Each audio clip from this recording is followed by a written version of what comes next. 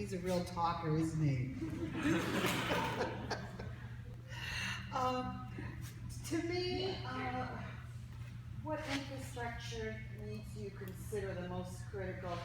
Well, for me, I think the most critical is to get your priorities and identify what you consider are your most important considerations.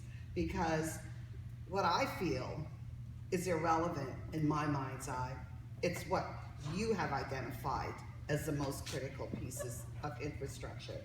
Uh, I've talked to some people. One of the people have told me one thing that really concerns her is the safety, because along the highways, particularly in the business areas in Muscatauget and Porter's Lake, there's no sidewalks. So there's no sidewalks and no crosswalks. So what happens is, they don't feel safe crossing the street. They don't feel safe, and people, the drivers, don't reduce their speed, the way they need to when people are around. So sidewalks and crosswalks will really help make people feel safer, especially people who are even cycling. They say they don't feel safe on the roadways. So, those particular types of infrastructure concerns are what I'm hearing from people.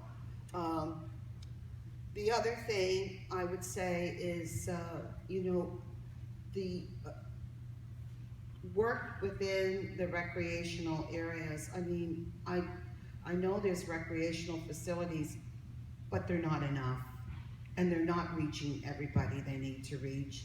We really need to create facilities that welcome people and everybody in the community.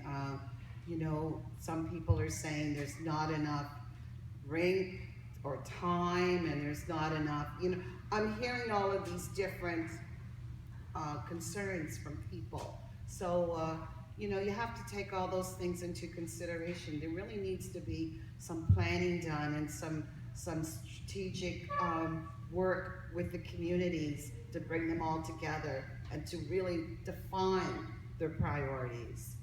So I think that's all I want to say on that.